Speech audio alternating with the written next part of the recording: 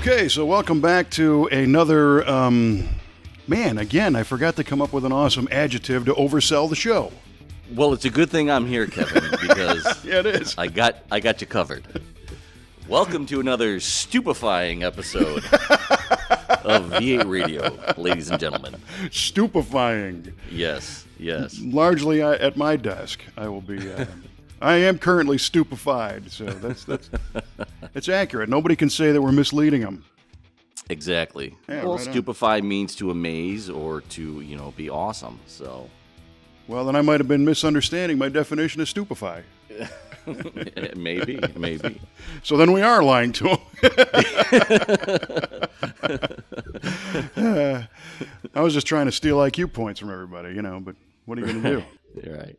So, awesome. There's so much going on. It's been a little while since we did our last episode. We have a lot to catch up on. This is going to be a stupefying show, to say the least, I would think. Absolutely. And before we get rocking and rolling, we like to do a trivia question, which usually is automotive related. And last time, if I'm not mistaken, you got it right. I did get it right for the first time. I got it right, so I'm looking for a 2 in a row today. A 2 in a row. And did I get it right also? You did get it right, I yes. did, all right. Uh-huh. Awesome. Well, did you prepare a trivia question? You darn right I did, fella. He's out for blood now. Yeah, that's right. The blood's in the water. Here we go. Which automaker dominated NASCAR for a time despite not having a V8 engine? And what design element was attributed to this? Are you kidding me? No, I'm not kidding you. That's your question? It's a two-parter, and there's no bonus here. No, there's no hope here is what there's no... I know nothing about NASCAR. Oh, yeah, I'm going to write that down. Questions. I mean, I know everything about NASCAR. Right. What automaker dominated NASCAR despite not having a V8 engine? So when you say not having a V8 engine, you're talking about in a regular production car? Or on the NASCAR track. They did not run a V8 engine. They ran an inline six. Huh. Wow. And You're going to have to dust off the cobwebs a little bit because it was a time ago. It was a while ago. Well, that's kind of what I'm thinking. And the design element that goes with it, was that attributed to the engine mechanicals or to the body of the car? Or? To them being able to dominate and compete in NASCAR despite not having a V8. All right. There was a certain design element that was made in the car that let them... We'll say in the car. Yeah, right. I mean, I'm just digging here, but right. The car is kind of a big thing. It allowed them to be competitive. All right. And so my guess is I'm going to say it was Hudson with the straight six in the Hornets. Am I close? He's looking at me stoically. We'll find out later, my friend. So I'm done showing my poker hand with you. That would be in the 50s. And the design element, I'm going to go on a limb here because I'm kind of lost, but I'm going to say it was the aerodynamic package on the car. I just think the overall shape of the car was a lot slipperier than the other ones on the track at that point. So this could be completely wrong, but that's my hypothesis. All right, so you're saying Hudson and the aerodynamic package. Correct. Just the design of the body of the car, which technically, I guess that's not in the car, so I might have excused myself already. But all right, I'm writing this down. I guess we will see. We will see. All right, buddy, your turn. All right, so we all know how much you like Corvettes. And there's just so much trivia about them. Yes, there is. So in 1957, our friends at Chevrolet came out with a fuel injection system on the Corvette. Mm-hmm. Remember that? I do. What did they call it? I know it was made by Rochester. Did something heavy just land on you or something over there? Yeah.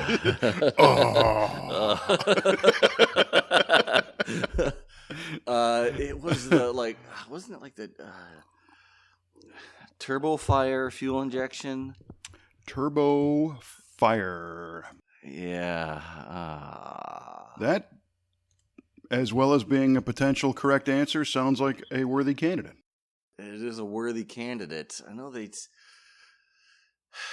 their engines they called like turbojet, like the big blocks were like turbojet 396 or something, but that wasn't. They weren't fuel injected. You know what's funny to me is Chevrolet put the word turbo on just about everything except a turbo. Yeah, that makes and it took forever to have one. I think wasn't there a turbo thrift 6-cylinder at one point, and then the turbo 400, and turbo 350, turbo hydromatic transmission, and right, yeah, that's nuts.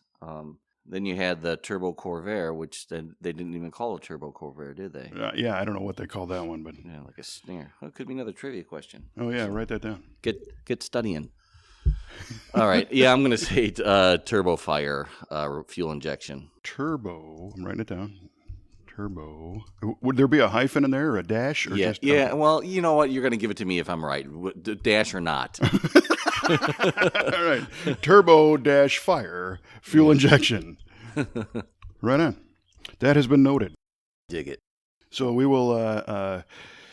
Hopefully, this has created enough suspense in their listening audience to stick around and get the correct answers as they are at the end of the episode. They will be stupefied at the end of the show when they get the answers. Right. Or severely let down, but we'll see. So you have been busy. You just got back from a run on the Hot Rod Power Tour. Yes, sir. Ran a couple legs of the Power Tour with my buddy Robert and his Galaxy.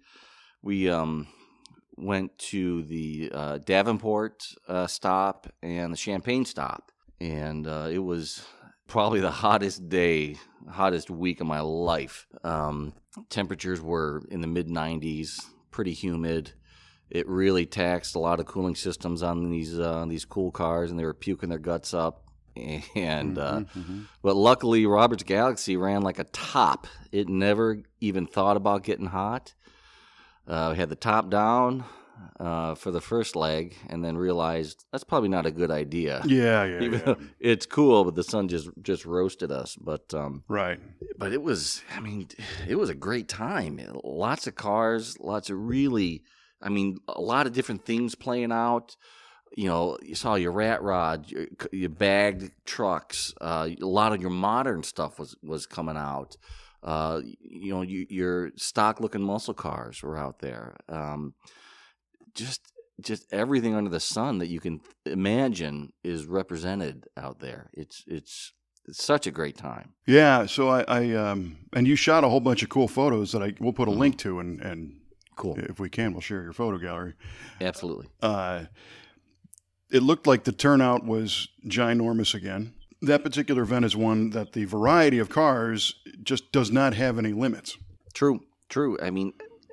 If you want to find anything, if you just look hard enough, you'll find it. If you want to find a car with 26-inch wheels on there, you'll probably find it. Yeah, right. So this year, along those lines, you had mentioned before that you saw a lot of bagged trucks. How's that trend doing? It seems like it's being pretty strong.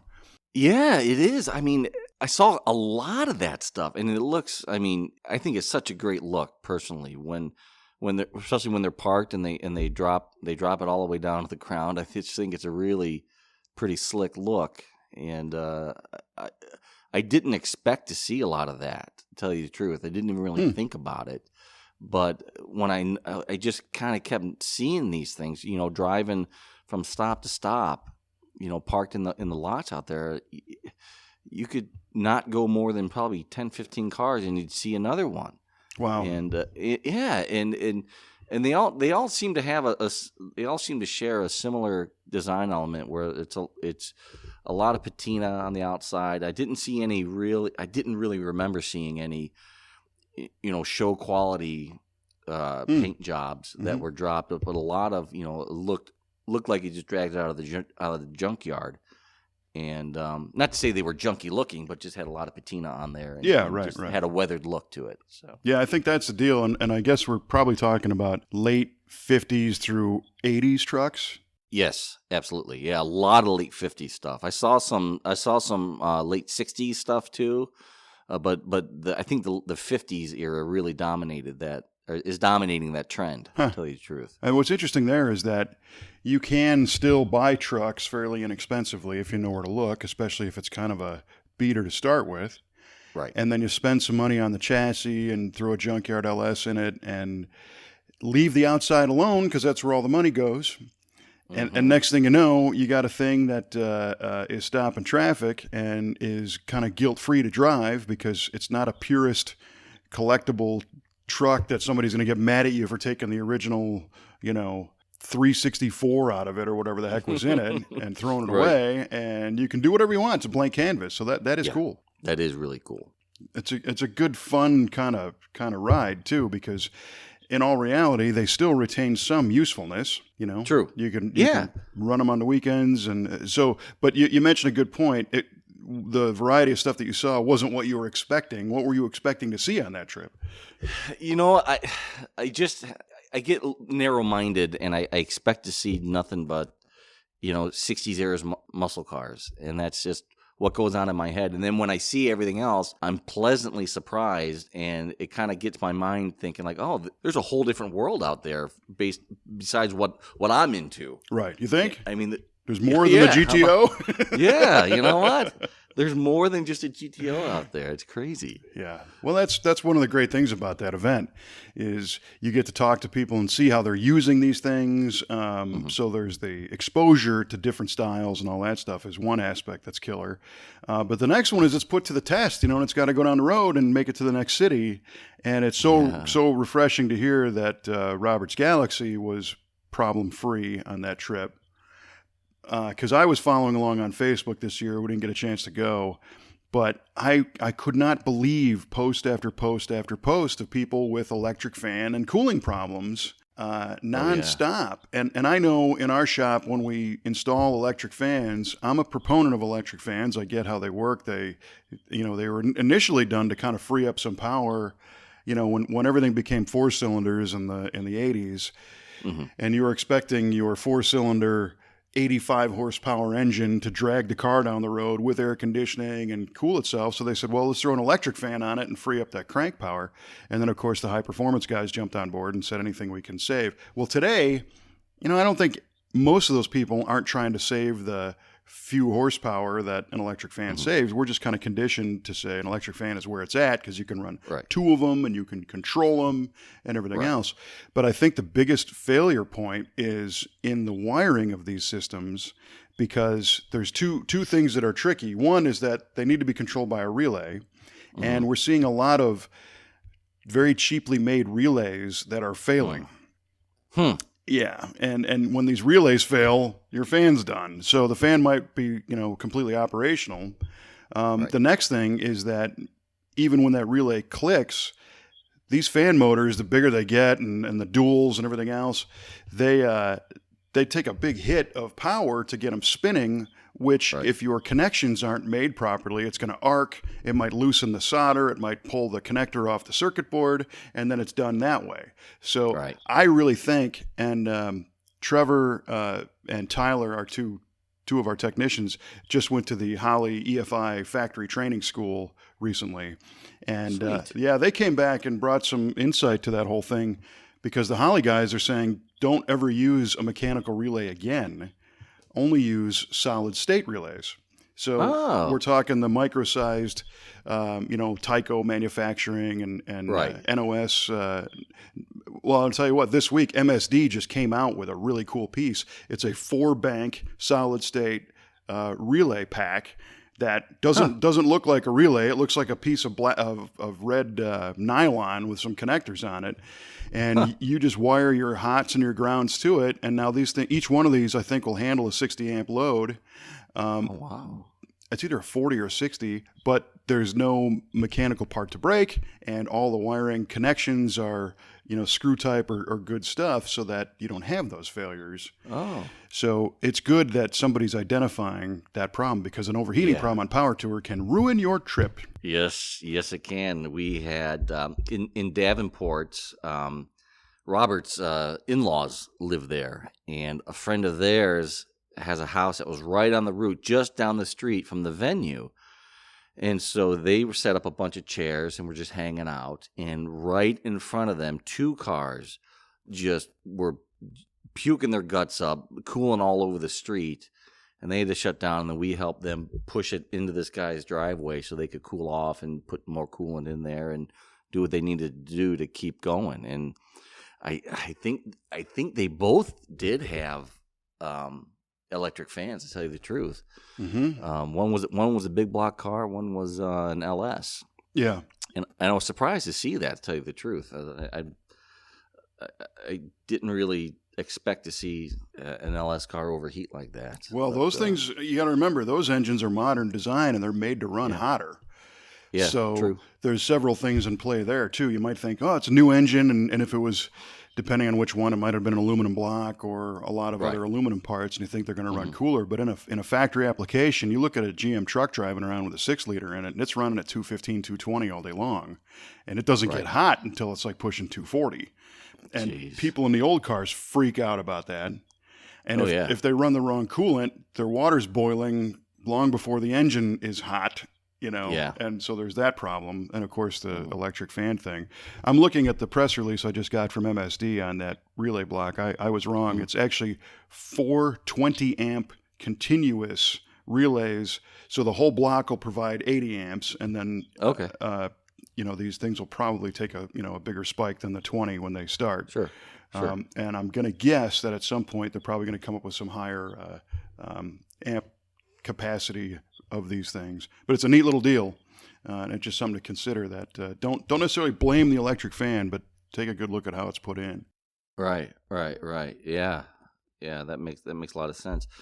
I saw a lot of LS swapped vehicles out on this power tour. I mean, a ton. I mean, you couldn't swing a cat around and not hit one. For crying so out like loud. Every other car was LS powered. Yeah, it seemed like that. I mean, everything I looked at, I'm like, oh, LS car, oh, LS swap, oh, LS swap.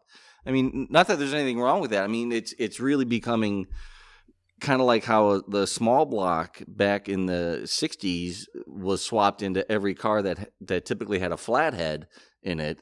And it's the same kind of thing today. It's the modern small block. Yeah, it sure is. And it's getting so, I still don't like to use the term easy, but it's getting simpler to install those. Yeah, well, there's a lot of support, a lot of aftermarket support to help you along with that. Mm-hmm. A lot of people making proper mounts, engine mounts to do that, and harnesses to help wire it up and all that. And that's huge right there. If you get someone that makes some engine mounts, someone that makes a wiring harness that's going to let you put an LS into your Chevelle or your GTO or your Oldsmobile or your Ford or whatever, I mean that's huge. That's a huge expense of time and money avoided just to be able to have a plug and play kind of a kit like that. Oh yeah, and there's a number of them out there, and we use a lot of the Holley parts. The guys at Holley identified the potential of the LS swap world a long time ago, and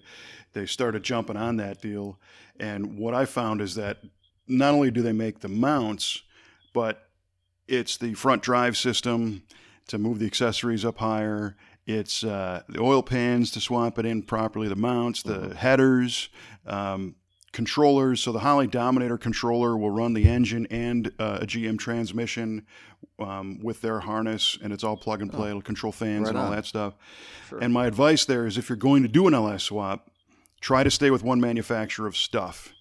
Because if you get brand A engine mounts and brand B headers and other stuff, pretty soon your headers are hitting the floor because the mount was designed with a different header in mind, and then you're upset. So there is one where package and brand loyalty kind of matters because somebody already did the math, and let them figure it out, and then it'll bolt, basically bolt right in. It's easier. Whenever you see a lot of the LS stuff, and I guess I fly in a lot of circles of original and purist cars. Did we see any people walking by saying, look at this perfectly stock car with the LS and I don't like that? Or was it rah, rah, rah, get that LS sucker on the road and rock and roll? Because I think that's probably... I think I heard one guy kind of poo-poo the whole LS swap thing. But generally, that I think it was just limited to him. I didn't hear a lot of disgruntled people. Yeah. I mean, come on. I mean, there's a million reasons why you would, put an LS in there. I mean, maybe you want to get it on the road. Maybe you don't have the stock engine, or you don't want to go through the expense of building a proper period correct cast iron engine for your car, and maybe your circumstances allowed you to do this LS a lot cheaper and a lot easier. Mm-hmm. Mm-hmm. Or that's just something that you just wanted to do. Maybe you didn't want the factory engine anymore. Maybe it was, maybe it was a 6-cylinder or something. Like, I need a V8, and this was the easiest way to go about it. I mean, there's 100 reasons why. Yeah. And it's your car, it's your money. I say do what you want. I mean, plus the fact that it's the power and economy can't be beat. True. Oh, yeah. You throw in even a basic. So again, to mention Trevor from our shop, he's got a '68 C10 truck with a 4.8 in it, the littlest Gen 3 V8 you can buy, and it was a takeout motor with a 4L60 transmission, and in a pickup truck. This thing, I think it's run 1570s in the quarter, and it gets like 18 to the gallon. Yeah. Because he's got a 373 gear and this little, an overdrive and a little 4.8. They're giving those engines away. I mean, everybody has overlooked that 4.8 like crazy. Yeah. And there's not much difference between that and a 5.3 or even a 6.0. So all the external parts work. You could go to your junkyard and get a $300 4.8, get it in the car and drive it around, save the money, and build a 6-liter, or an LSA later on, or some supercharged, right. And not have to change anything drastic. The supercharge a little bit, but sure. And they take turbos and they take power adders the same way. So yeah, we do a lot of LS swaps in our shop. I got a '69 Corvette Roadster with an LS3 going in it right now, and a 6-speed that we're working on. Going to be a killer car. That was a non-original 350 4-speed car, so the owner didn't have any guilt about yanking that. The original motor was long gone. So it's allowed. And I use the term guilt, and it's so funny to me because how many of us, myself included, will take parts off a car and put them on the shelf, just in case. If I ever want to go back, I can. And it's just this guilt excuse. Am I ever going to put that junk back on the car? No. Probably not.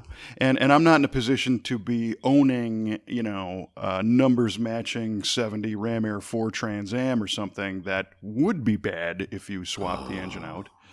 Yeah, that would be a crime. But I got one in the shop right now, man, and it's I'm kind of torn because it's a killer car. It's a 66 442, and it's in its original owner's family, and these guys have had it since new. The son, has the car now, and he's in his 60s. And this thing's got just over 100,000 miles on it. Mm-hmm. And they have every original part from this car. But recently, he's like, this car's 45 years old, 50 years old. Well, good morning, 51 years old now. 51. Stupefying.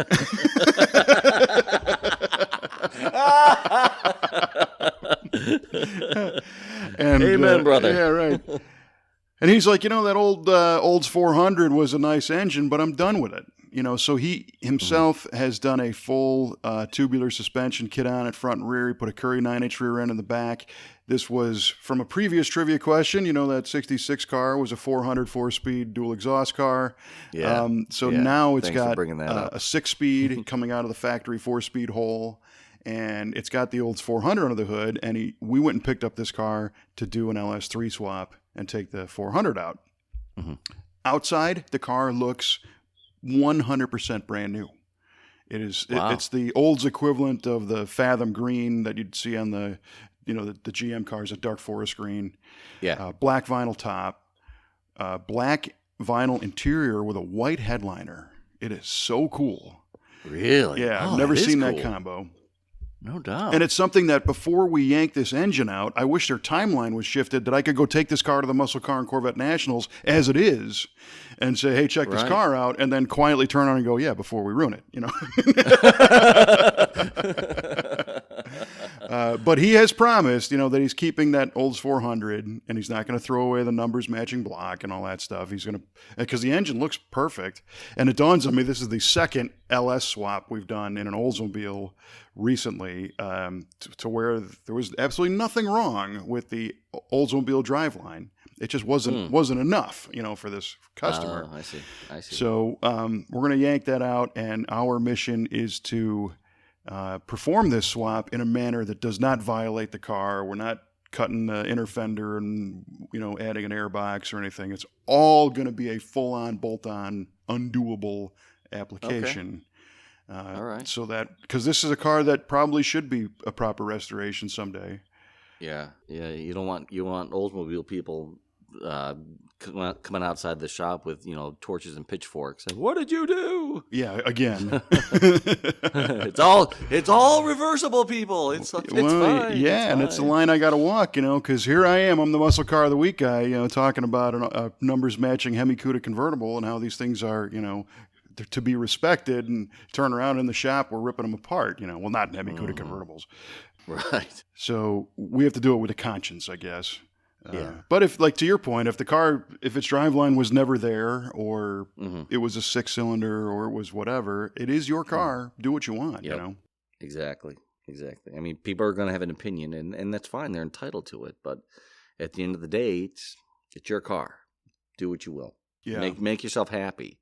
Don't make other people happy at the expense of you being, left feeling wanting for what you really want. So. Right. And then, of course, when all that's said and done, and you get behind the wheel of one of these cars, especially this one having, the upgraded suspension to go along with it, and the 6-speed.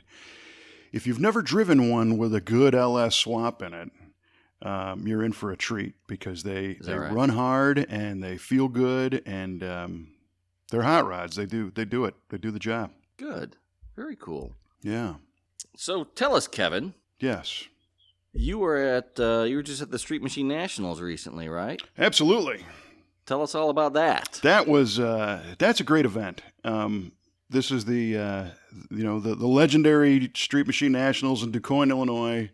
The event has been happening there.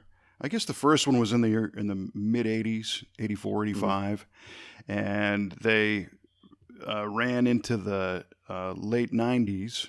And then the event went away because it was quite literally just out of control. There was people doing burnouts all up and down the main street of DuQuoin. And DuQuoin's a 3,000 or about a 6,000 person town now.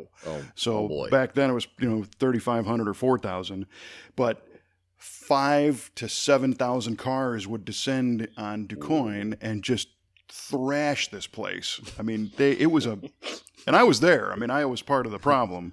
I still got a ticket stub from '91 somewhere. Oh boy! So yeah, and it was Pro Street heaven. Between the old Hot Rod Super Nationals in Columbus or Youngstown somewhere in Ohio, and the Street Machine Nats in DuQuoin. That was kind of the mecca for Pro Street.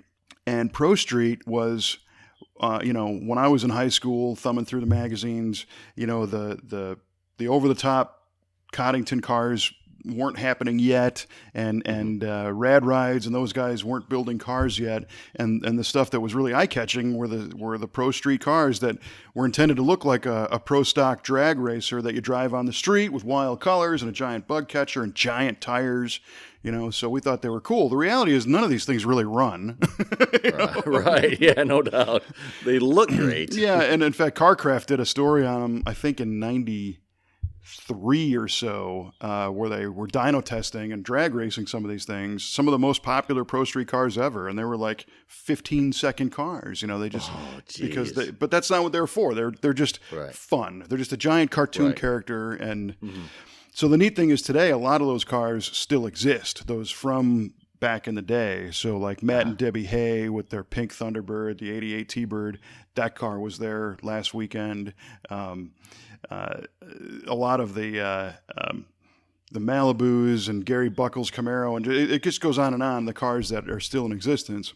So today, DuQuoin is not the crazy event out on the street with tire smoke and people going, crazy all weekend. It's far more of a family event.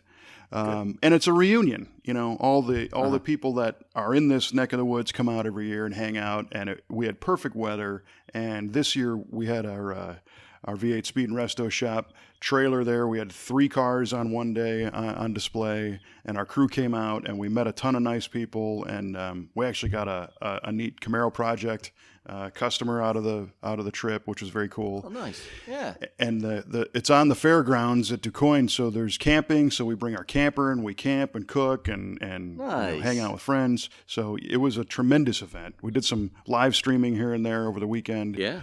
And it was a win, man. It was fun. I never saw the results of Miss Street Machine National. Oh, we posted it. You did? Yeah. I missed it. I got to go back and look for it. Go back to I the was waiting for Facebook page, and we did that little bit about, because Kelly ended up being a judge for the Right. Miss Street Machine Nationals contest. that. And Kelly was also a contestant at one point, right? Yes, in a previous In a previous life? back in the crazy days. Yeah, I think 94, and interestingly, it seems like there are no photographs anywhere of this event from 94. I'm not quite sure what happened. She had the internet scrubbed clean. She has the ability to do that. Don't underestimate wow. what she can do. Sure. So I think I was there in 94, as a matter of fact. But I right? didn't know her at that point. But anyway, yes, she was a judge. So immediately after the contest, in the comments section of that video, you'll find a picture of the second and first runner-ups, I guess, and Miss Street Machine Nationals. So, yeah, that was fun. Dig it. Lots of cool cars, and I think it's funny to me to use Matt Hay as an example with that Thunderbird. So this is an 88 Thunderbird. It's painted pink. It's got graphics down the sides. It's got a twin supercharged Windsor motor sticking out of the hood, giant tires. It is definition of Pro Street. It's got a Revell model kit that was made out of it. I mean, nice. Everybody's seen this car at some point. Sure. And he lives in Arizona, and he's from northern Indiana, so he was a Midwest Pro Street guy. But the car's been in Arizona for 2 decades now. And I was asking him how the West Coast perceives Pro Street, because it is not a West Coast thing. Right. And I remember when I moved to California from Chicago, and I would see the cars out there, and they were like, yeah, well, what's big back by you? And I would say, oh, we'd have a lot of fun at the Street Machine Nationals. And they're like, yeah, you guys are a bunch of rednecks with these backwards cars. And what's that all about? Because the West Coast was always into, of course, traditional hot rods and hot rods, Right. because you could still find a 32 Ford out there where they all rusted Right. away in the Midwest a zillion years ago. So, Yeah. and the NHRA or professional drag racing scene, in my opinion, having lived out there, the super popular stuff was the Top Fuel and the rails, and Pro Stock was pretty popular. But I think if you go to the Nationals at Pomona for an NHRA race, the big crowd draw is the John Forces of the world and the Kenny Bernsteins and all those guys. Right. And then you've got guys that travel around in the lower classes. Of course, Pro Stock is important, but I never caught on that anybody had the need to replicate a Pro Stock car and drive it around in Los Angeles. It just okay. didn't seem to stick, And in the Midwest, that's what everybody wanted, or a large contingent anyway.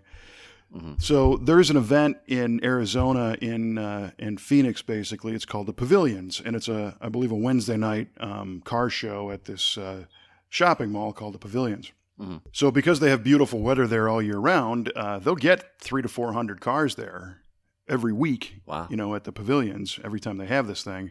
And Matt brought that car to the Pavilions show, and it was, first of all, a different location from where the car was kind of built for. Second of all, it was decades after the Pro Street movement kind of happened. Right. And there's people walking by this thing looking at him going, what the heck is this? Why did you build What this car? did you do? Right. What yeah. did you do? And he's like, they just did not get it, and he's like, well, it's a Pro Street thing. And he said every once in a while, somebody that would recognize the car would like run across the parking lot and screaming up to it, oh my gosh, it's a Thunderbird, and everybody else was even more stupefied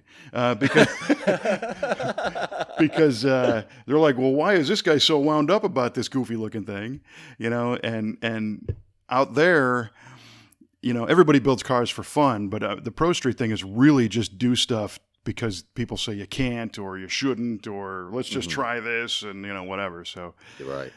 so that was kind of interesting to see. And at the same time, at the Street Machine Nationals, you don't see a lot of like pro touring cars. There's not a lot of flat black, modern, blacked out appearing muscle cars that are on 20-inch wheels and rubber band tires and all that stuff, because that's just the wrong crowd. So Right. it's interesting to see how it all niched out. There's certainly some of that stuff, but the theme of the show is definitely big tire in the back. It was a good Right time. on. Yeah, it was good. Really good time. I want to make it out there one of these days for that. It sounds like a great time. Well, we're in the planning stages at the moment right now. So a guy came up to us and was looking at a grayish '69 Camaro that we just finished up that we had on display. And it's a pretty basic car, meaning that it's a traditional first-gen small block. It's got a Holley fuel injection system on it, but it's the one that kind of looks like a carburetor, so it's not exotic. It actually has a 4-speed in it. It's not a 6-speed. But it's got a modern, those TMI, actually, let me correct myself. It's got the Distinctive Industries / Scat Pro Car bucket seats. So it's an articulated bucket, but skinned in the original '69 Camaro comfort weave kind of thing. Sure. And then it's got vintage air and an upgraded gauge. But if you looked at it, you'd say that's a '69 Z28. I mean, it just looks just like one. And this gentleman came up and was looking at the car and asking us questions about, who painted it and who did all the work. And he was commenting that he thought it fit really nice. And in all reality, this car, it looks great. I mean, I have to hand it to our crew. They did a really nice job on this car. And it helped kind of define a little bit of some of the standards that we like to maintain when we build a car, because although this wasn't reinventing the Camaro and over the top with 5-axis CNC parts or anything, right, it is very, very clean, and everything on it is detailed, and it's just done to a high standard, start to finish. Sure. And one guy came up and he's like, "Did you guys build that car?" And I said, "Yeah." And our painter Jeff was standing there. I said, "He painted it," and John, the metal guy, standing there. And I said, "He worked on it." And the guy looked at it and he goes, "There's absolutely no overspray on this thing everywhere." And I went, "Wow, yeah, overspray. You remember what that is?"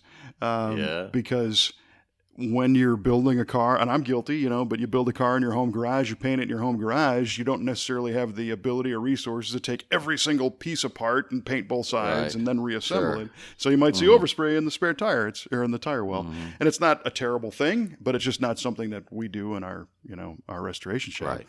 So anyway, this gentleman's kind of looking at the car, and he says he's got a '68, and he wants, he's looking for a shop to finish it. Somebody started the car and whatnot. So it's pretty cool. And to me, it's kind of a hybrid now, because it's a '68 Camaro. It's on a Morrison chassis, so it's a full chassis car. Oh, wow. The Morrison chassis uses C6 Corvette suspension up front with a steering rack, their brakes and uprights, spindles. And then it actually has a Detroit Speed Quadrolink attached to the Morrison chassis in the back, which I think they might have even paired up a little bit to start doing that now. Otherwise, the builder decided to go with the Quadrolink in the back. And so it's got coilovers and some, Curry, or I guess a Mosier 9-inch in back, and some good parts. And he's got 18 and 20-inch wheels for it that have already been made. And when you look at this, it's got I think it's an almost 600-inch Shafferoff big block under the hood. Whoa. So it's a real motor, it's like 750 or 800 horsepower. That needs a full chassis. Holy cow! Right, and a 6-speed. Yeah. But what he wants, and the reason why he came to DuQuoin, is now it's kind of a modern Pro Street car. So it has what I would call kind of a pro touring element with this Morrison chassis and Corvette suspension and stuff that's designed to go around corners.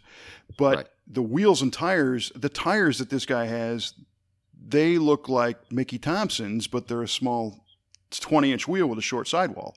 Yeah. So it's a giantly wide tire, and he wants that tucked look. So the whole body looks like it's channeled over the wheels like a Pro Stock. Sure. But instead of having a wrinkle wall slicking back, it's going to have a modern handling tire as well. Wow, that's interesting. It is interesting, and it's something I haven't seen many people do I'm not saying it's going to be a giant trendsetter, but it's going to make people Right. go, I didn't know you could do that. That's kind of cool. Right. Yeah, that is kind of cool. So That's got to. I wonder. That's a 20-inch on an F body. That's got to look huge. yes, and so a 68 Camaro has the arched wheel openings in the back, Right. and typically, when the car was new, the tire mimicked that arch like perfectly. Well, in this Sure. case, he actually wants that arch to come down over the top of the tire. Over the top. Yeah. And there was a little discussion, depending on time and budget, about re-radiusing that rear wheel arch to be bigger, so Oh, it would really? still showcase that wheel, but now it's a 20-inch, I see. larger Huh. diameter thing. But as we started looking at this car, there's, we have to make a floor, we got to make a firewall, we got to make a trunk floor, we got to make a lot of stuff on this car Sure. to make it come to fruition. So that detail might end up on the cutting room floor, if you will, just Right. because of the feasibility of it. But where I was going with this is if, so he brought the car to us. He came from Missouri, a couple hours away, and dropped it off, and we're kind of preparing our plan and coming to some kind of a scope of the project. And if he decides to say, okay, go for it, and we build the car, the reveal date is supposed to be DuQuoin of next year.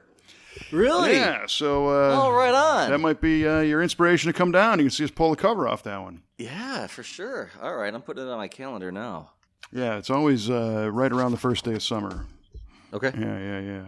Dig it, dig it, dig it. Yeah, and the crew's like, everybody loves a deadline. Well, at least it's not like one of those Build it in a week? those crazy TV shows. Yeah, I need you to do all this, and I'm gonna need it next Saturday. Yeah, no. Oh boy, I don't know if we can do that. And No, boy, the crew will come together. Yeah, no, he's, the customer seems very realistic about stuff, and our team. Uh-huh. The neat thing is everybody is really excited about the possibilities on this car. I got to hand it to our crew. I mean, these guys, and gals, Taylor in the office and Kelly running the place, the enthusiasm level is, not only is it high, but it's unified. Sure. Everybody finds something cool about every car. And it's not a situation where guys are like, oh man, I got to go to work today and I got to sand on this old car again. It's not that at all. It's like, wow, how can we make this thing awesome? So it's infectious. And when we go through the shop, we gave this guy a tour when he came to drop off his car. And one of the things he noticed, he wanted to walk through the whole shop and see everything, but he was paying just as much attention, if not more, to the crew as he was to the work. And Wow, we get that's to the smart. back, and he goes, that's pretty impressive. And I said, yeah, that's a good-looking Duster. He said, no, not the car. He said, all your guys are just laser-focused, and they're all working, and you're bringing customers through doing a shop tour, but they're not on their phone, and they're not standing there with their jaw open and looking around. And I said, no. I mean, these guys, they value every customer's dollar for every hour they spend, and they just love doing this stuff. You can't peel them away, from the work. Right.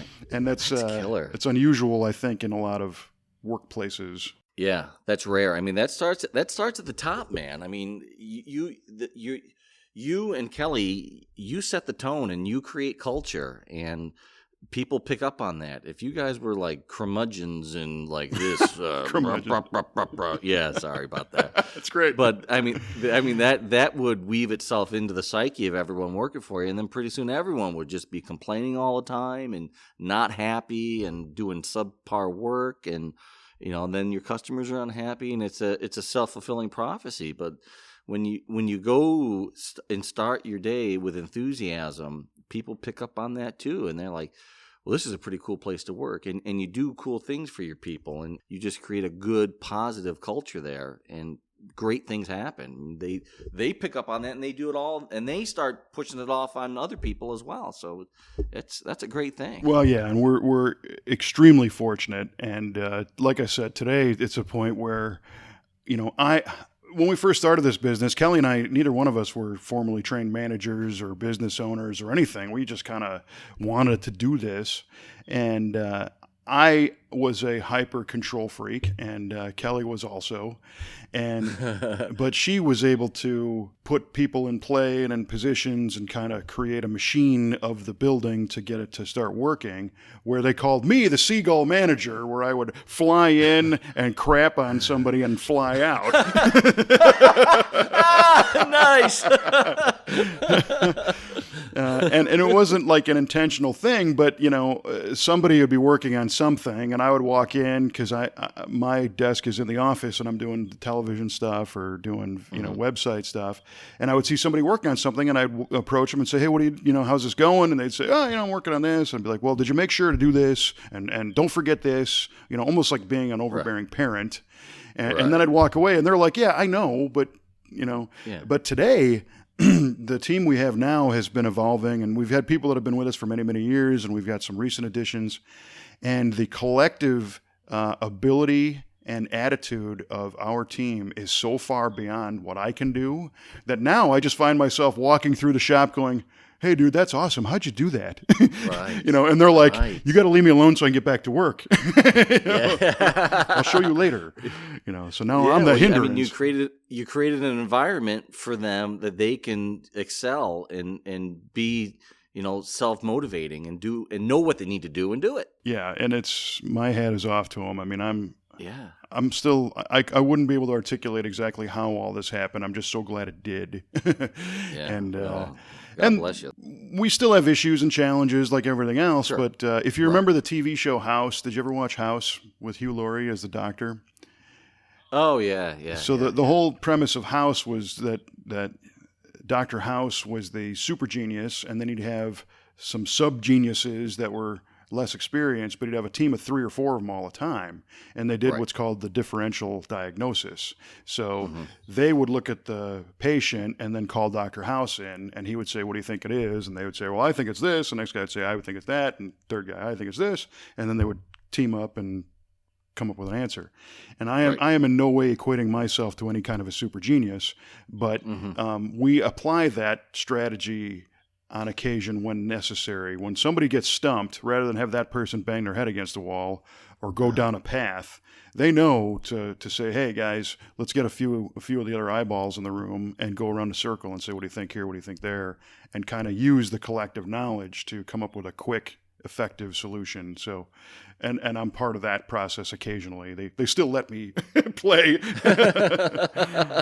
Well, that's not nice of them. Well, and that's fun though, because it's cool when somebody's like, no, remember this, and it's like, oh yeah, that'll work. Go do it, and it becomes far less stressful than one guy having to figure it out, and it's much faster and better for the customer too. Yeah, and then everybody learns from it too. Without a doubt, yeah. Yeah, for sure. That's right on. Yeah, so we're all analyzing this 68 Camaro to see what was done to it and how can we get from A to B as expediently as possible, and throwing all kinds of ideas against the wall. So it's an exciting part of the project now. Right. Yeah. And the other great thing is our paint department. For a long time we've been kind of, I don't want to say cocktailing because that's a no-no in the paint world, but we've been evolving our product choices based on what's commercially available to paint cars, because if you go and wreck your 2013 Honda or whatever it is, when your Honda was built, it had orange peel texture on the paint, and it's designed to look a certain way. So as a collision shop, the mission is to replicate that same type of finish so you can't tell that panel was repaired. In a custom or restoration shop, you don't want that orange peel texture. You want it to be smooth and flat. Smooth as glass, yeah. And those products are a very small percentage of the overall product line when it comes to the availability paint products out there. The Highline custom kind of stuff isn't always, readily available. So sometimes, in the past, a clear, for example, that we're using, the formula changed a little bit so that when it lays out, it actually has more orange peel to make less work on the collision shop to make it match. And we would have to try and sand that out, and spend time. Well, today we're to the point where we know all the good stuff now as far as the tried and true glamour clears, if you will, and things that look really, really sharp right out of the gun. And the funny thing is, you might be questioning, well, isn't it obvious when the paint company says this is our glamour clear, this is the one you want to use? The reality is sometimes what they tell you isn't exactly how it really works. So, son of a gun. Yeah, you believe that? and Jesus. It's not saying anything negative about the products. It's just you really have to test them and try them and spray them out and play with them and push them to their limits and see what they can do and what they won't do. Well, today, our standard formulas for achieving a certain level of surface texture and we have a process for sanding the cars and all the rest. It is at a very high watermark. And this customer with the 68 Camaro came in, and we've got a 51 Chevy truck. It's a farm truck, and I mentioned this thing before. It's got a dump bed on it and everything else, but it's out of paint now. It's been buffed, and it looks dynamite. I mean, it is just nice. This would be a show car at probably 75% or 80% of the shops in the country. This farm truck would be a show level vehicle, Wow. and I still think, I'm not claiming it to be a full on show car because we didn't intend to go over the top with this thing. I mean, it could be nicer, but it is like far nicer than anybody anticipated when they brought it in. Oh, nice. So that's slick. It is slick, and our team is able to replicate that and make it happen. So this guy with the 68 comes in, and I said, so what are you thinking about, how nice do you want this thing? And he's like, well, you guys got anything you painted recently? And I said, well, we got this old farm truck here. And he's like, old farm truck? He's like, I thought that was a show car. And I'm like, no, this might actually go back to work on the farm. Yeah, it's going to have some bales of hay in here in a couple of weeks. Yeah, and he's like, no, that's it. Don't do anything nicer than that. I'll be afraid to drive it, So that was really cool to be able to say, just whip out an example, Backing up a little bit, what does cocktailing mean? Good I know what it means, but just for those couple people out there that may not. Yeah, well, so I'm going to stereotype painters at this point, especially guys who do custom work, because you, as a painter, you have to mix chemicals together to get your primers mixed and your colors and clears and whatnot. And you have different options of different products along the way, depending on the weather, the temperature of the booth, the humidity, and all that kind of stuff. So to use a clear, for an example, clears are still all solvent-based. They're not water-based. Some colors are water-based today. The solvent-based clears, if you're painting on a 50-degree day for whatever reason, it's not recommended, but there is a paint reducer, which is like a thinner, designed to work in that temperature range and allow this clear to still set up in a cold range. As opposed to if you're in a baking booth or it's super hot outside, 100 degrees, there is a slow drying reducer so that the paint doesn't dry right on its way out of the gun and still hits the car and flows out. Sure. It gives it more time. So you have to make these decisions of which reducer and whatnot. Well, there are other chemicals involved with that process. And people that cocktail, that we call them, they might take a base coat from manufacturer A and a reducer from manufacturer B and mix them together because they might have had a good experience with a certain type of reducer or a certain type of hardener, but they like the way this kind of color sprays out. So they think they're getting the best of both worlds by cocktailing the mixture and going off the direction card, because paint is something you never want to intermix brands because it's different chemistries. It's not all the same, right? Okay. It's not like pouring rum in your Coke. It's you could be causing something that is going to lift off the car and not stick, or it's going to wrinkle or craze or do any number of bad things. So there's a stereotype of the mad scientist car painter who's grabbing bottles or whatever and mixing it up to mix a custom color or do something. And they always say the same thing, trust me, I've done this before. It's going to look awesome. Well, the other no-no with that is if it doesn't work, because a lot of times it does. A lot of times it comes out just great. But if it doesn't, and you call the paint company and say, yeah, we sprayed out this beautiful black and it all fell off the side of the car, the paint companies say, well, what'd you use? And you say, well, we used your color, but we used this guy's hardener. And they're going to say, well, and you're on your own. Right. You misused the product. Right. So it's very important to stay within the constraints. Now, what's a little bit less important is sometimes the clears can be interchanged manufacturer to manufacturer because they're not necessarily mixing with the base coat, and they all have there's different sets of chemistry that are kind of similar. I still don't do it though. I mean, we still stay in the family and use all the same. We use the Exalta brand of a family of products, which is Standox and some Spieshecker and some nice stuff, but that's what the cocktailing refers to. And, I gotcha. Painters have to play with chemistry sets all day, but very few of them are actual chemists. I gotcha. So they learn results by what they've done in the past. But as I was alluding to before, the chemistry changes, and it seems like it changes every 6 months, where it could have been the same part number of a chemical you're using last year acts totally different this year because of EPA or some kind of regulation or cost or whatever. So you got to stay up on that kind of information.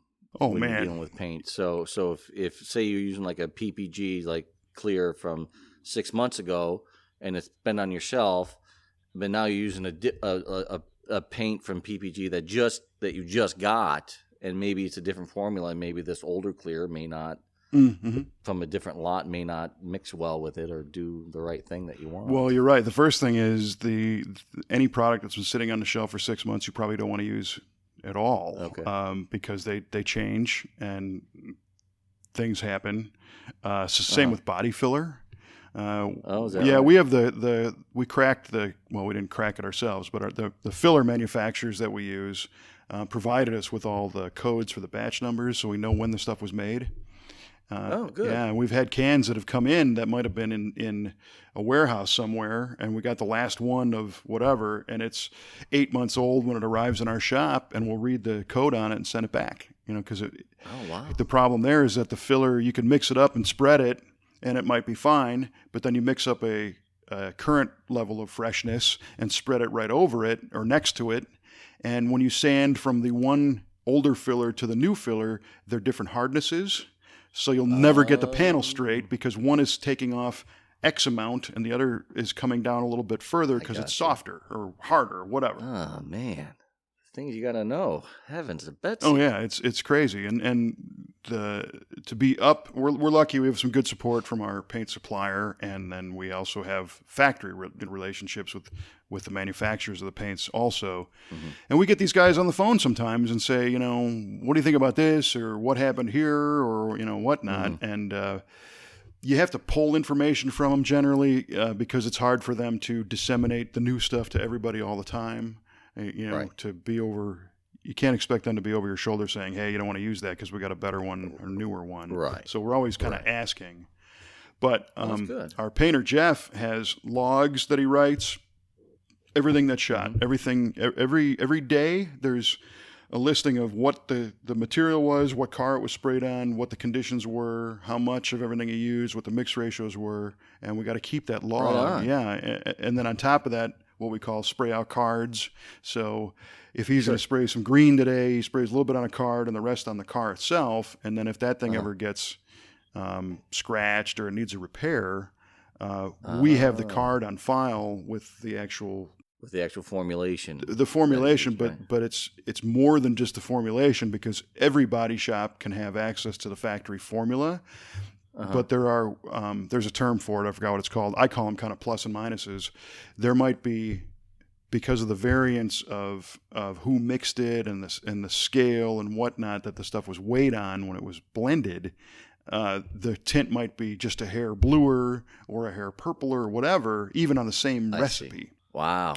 So if you ever get bored one day, go to a collision shop and ask to see their spray out cards because they'll pull out all the current cars they painted, and a diligent body shop will have spray outs for every job they do. And you'll see a stack of cards that are all technically the same color and the same formula, but you'll fan them out and they'll all be different, But they'll have what was done on the backside to make it a little bit different so that, when you need to repair something, they can quickly go back to it and go, oh, yeah, this is supposed to be, Cortez silver, but it's actually cast a little bit to the blue side. So here's how we did that, Boy, the glimpse we're getting into the world of vehicle restoration. Yeah, well, that's like it. what I'm saying, man. The smarties in our building are what make this happen. I just kind of go along for the ride and go, hey, no kidding. Hey, look at that. No way. Yeah, really. Be darned. Yeah, right on. Well, dude, I watched your latest Muscle Car of the Week episode. Well, you're last definitely night. in the That's- family, so it's Yeah. we'll call it ours. All right, fair enough. That 71 Hemi Cuda convertible. Holy cats! Oh, good God, what a car! What a car! And I got to mention something here. This is the first time you've ever mentioned or talked about values in a muscle car. Yes. On Muscle Car of the Week. It is. And I know you would never do that, but this car is probably the only car I think you can get away with that, because a 71 Hemi Cuda convertible, you just can't have a conversation about that and not talk about the value of that thing, because that thing is like the top dog when it comes to value in the muscle car world. You know what I mean? Without a doubt. And Yeah. I'm glad you picked up on that, because I did go off on kind of a rant in the middle of that one. And the reason for it is I love the comments that people leave on the videos and on the website and on Facebook, because the more conversation, the better, and it's fun. Yeah. And I value everybody's opinion. We were talking about the LS swaps, and everything before. Mm-hmm. But what I have opinions too, and I try not to let those color our presentations. But you're Right. correct. When we're talking about a multi-million-dollar muscle car, usually within the first 2 or 3 comments, it's something about how it sucks because it's so expensive, or in this case, the example was, I've heard many people say that these high-dollar cars have ruined it for the rest of us, and the rich guys are destroying the hobby because they're making, these cars out of reach. And, there is 100% truth to the fact that I will never own a Hemi Cuda convertible. It's just, I don't have it. I'm not going to get it. I'm not there. Maybe if I win the lotto, who knows if I'd still buy Maybe. one, who knows. Right. But I don't see that as a giant negative. I see that as a positive, that there's enough interest in what we do to put something at that level of value. Yeah, that's a good point. Real good point. I like the analogy you said about where are all the Pontiac J2000s out there. These sure as hell aren't on Muscle Car of the Week, fella. I'll tell you that right No, they're not the primetime Mecum auction 7-figure cars. Well, maybe one, bringing the whole thing full circle. There was a pro street car built by Rick Doberton that was a Pontiac J2000 of all things. But that's the only one that was ever even close to cool. So yeah, I was a little bit cautious about going off on that rant, because normally it's just, here's the car and this is what the car is and anything we know about the car. But that particular car has oftentimes been blamed for the escalation of these values, because a gentleman who owned that car in the 80s, I think he bought it for $23,000 in about 85, which was still a lot of money for at that point. Yeah. 85 was, 15-year-old car basically. Yeah. Yeah. And shortly thereafter, he sold it for $54,000, and nobody had heard of a $54,000 muscle car at that point. Right. And I think it might have sold to Otis Chandler with his museum, and people were accusing the seller of ripping him off and falsely inflating the value of this car. But the rest of the people went, well, yeah, he paid it, so there's the value. Yeah. It's worth whatever someone willing to pay for it. And to think, today, all right, so if it sold for $54,000, 10 times that would be $540. This thing's worth about 75 times. Yeah. Oh, brother. Almost 100 times worth its high water mark in the 80s, so, and again, let the guys who can afford to play in that arena, let them play in it all they want, and they're going to go up and down and up and down. I don't think they're ever going to go away. I hope. I don't think so either. Yeah, I hope not. But I mean, the fact that, to your point about people saying that the rich people are ruin it for everyone else. I take a little bit of issue with that, because there are still tons of cool cars, muscle cars, that can be had that are relatively affordable. I mean, you can get a decent driver 67 GTO for, probably 20 grand, Right. if you find the right one. I mean, if that's your thing, that can be had. Right. Yeah. I mean, yeah. no one's talking about $1 million GTOs really, or anything like Right. that, or 442s. So You I mean, yeah, a '69 Trans Am convertible, yeah, that's a whole nother option, a whole nother deal. But that's like almost an elite class. I mean, that very few people can play in that sandbox, and let them play in that sandbox. There's still a vast number of cars that are available for Joe Lunchbucket that he can get. So, Joe Lunchbucket, waiting for him to Joe come back Lunchbucket. around. Yeah, no, I agree. And there's things that people need to consider, is that 2 points. Number one, should the pinnacle of anything be low-hanging fruit, right? So should the Mona Lisa be available for purchase at Walmart by anybody, right? No, Exactly. it shouldn't. It should only be available at a high level of value. And if it's not you, either maybe change your station in life and try and achieve that, or accept the fact that you can appreciate it, but you don't have to own it, or you won't own it. But if all the neatest, if a '59 gold top Les Paul guitar was worth $35, then none of them would have any value. Right. Yeah. Then it wouldn't really mean anything. Correct. And we live in a society where everything's easily replicatable, and there's cars are appliances. Well, you cannot make a new 71 Hemi Cuda that was built in 71 that has this lineage, that is one of a handful. So the reasons, sure, it's a pile of steel and parts at the end of the day, and plastic and glass, Right. whatever. So what it isn't necessarily worth, anything. Right. The sum of its parts just don't add up to a lot. But the fact, It's what it is. exactly, it's a legit thing. It's been there. It's done that. It's been sought after. It's like the Mona Lisa. The Mona Lisa's worth a piece of whatever it's painted on, and some oil and Right. pigment. Nothing. Sure. So there's that, and I think, to your point, it's nice that there are other versions. Yeah, we'll get over it. You can't have a Hemi Cuda convertible, but if you scrape your dimes together, you might be able to find a regular old 71 Barracuda Grand Coupe or something somewhere with a 6-cylinder in it, and put some work into it, and or maybe for 35 grand you might find a 383 car or something. Whatever. Right. Exactly. The other point, though, is that if the interest wanes on this stuff, then we're all screwed, because Right. parts manufacturers, Classic Industries, for example, so they make reproduction CUDA parts. Are they, and I've talked to these guys about that, they will tell you straight up that if there's still a couple of CUDA convertibles that are unknown, one or two, I think. And if Mike Cuball Clark goes out and finds one, even the guys at Classic Industries are going to say, that's not the car you want to put our reproduction parts on. You need to find NOS stuff for that to do it properly. You got to find original 1971 American-made Chrysler parts to restore that car. Right. However, for everybody else, you can't find those parts. And if you like those cars, they're in business to supply parts for those cars. But if tomorrow nobody cared anymore about any of these things, or GTOs or whatever, well, then your Classic Industries and your OPGIs and your Year Ones of the world would go home. They would just turn off the store, and that's it.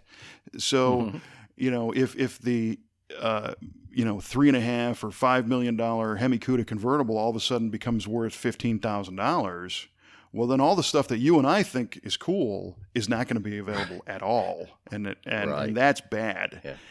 That is, and I get in this conversation with people about car television shows, because we obviously produce VATV, and then a new show will come out, and somebody will say, "Oh, did you see that new show?" And approach it to me almost like it's competition, and I say, "Great, get the more shows that are out there, it shows our industry's Right. healthy and people like what we do, and that's good. Yeah, that's good for everybody in this gig. Right. So Yeah. good for them. And we can't restore them all. So if another restoration shop opens down the street, awesome. Right. I'm all for it. Plenty of pie out there for everybody. Correct. And let's make more pies. Let's get more people interested in these cars so that there's more, Right. So, Sure. and that's kind of why I went into that rant, because I know, like you said, that's the car that's going to be the trigger point to start those conversations. And before some of the Nelly negatives can jump online and start expounding their hate, I decided to just cut that one off. Good. So Good. No, that was I liked it. I thought it was nice and concise and well said. So it got your point across, and you couldn't have said it better. I didn't want to come off as some elitist jerk off, Right. but because I am Joe Lunchbucket. Me too, man. Me too. I'm as blue collar as it gets. That's right. So I'm curious to know about our results of our little trivia questions here. All right. Trivia question. And I asked Kevin, which automaker dominated NASCAR for a time despite not having a V8 engine, and what design element was attributed to this? And Kevin said the Hudson was the automaker, and it was because of the slippery aerodynamics of the car. Well, you're pretty much spot on that. Oh. It was Hudson. Nice. That's a surprise. Yeah. And I was, God dang it, I was holding it together. I tell you when you said that, like filthy animal. And the design element was, it was aerodynamics, but what made it more aerodynamic was the step-down design that Hudson had. It was a unibody, and the floor pans were lower than the frame rails, and it pushed less air because it had a lower center of gravity, and it handled better, and it had a slippery body. So the answer I was looking for was step-down design, but what you said kind of made it is why it was more aerodynamic, was a step-down design. So I'll give you a 90% credit on that. Hey, right on. Well, I got 100% of the first part and 90 of the second one. So hey, that's better than I ever did in school. Yeah, me too. Yeah, you're right. That was one of the first cars that was channeled, if you will, over the frame design with the unibody. And all right, well, yay me. All right, so Yay you. so my question to you was: in 1957, our friends at Chevrolet came out with a fuel injection unit on the Corvette. And what was it called? And your guess was turbo fire fuel injection. Mm-hmm. The correct answer is ramjet fuel injection. Ramjet. Oh, that's right. Now that you said that, that's so right. Ramjet. But turbo fire would have been right up the alley. I mean, as far as what they were naming stuff at the time. So Yeah, it was a good guess. It was a great guess. Right, Great but guess. just not the right guess. No. I'm not even all that upset about it, so that's okay. No, you shouldn't be upset about it. That's a worthless question. I mean, only the Corvette guys really are into the ramjet name. But it was a last minute thing, and I didn't really think of a good one. So, all right, yeah. Well, it's been fun, man. It's been stupefying. It really was. It was very thought provoking and stupefying. And Very good. I think I get a couple extra. Maybe I'll make up that last 10% of the trivia question by using stupefying throughout the episode correctly. yeah, very. Although I don't know if I very use good. it correctly or not.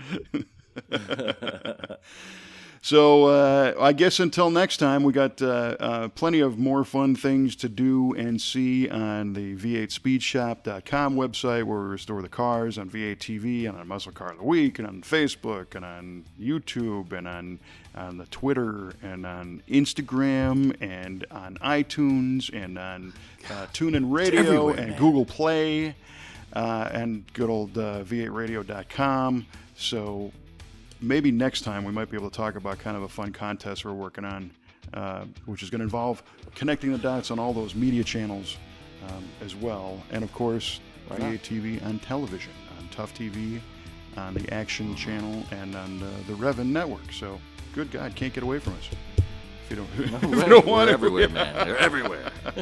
All right, my man. I guess we will see you next time on V8 Radio.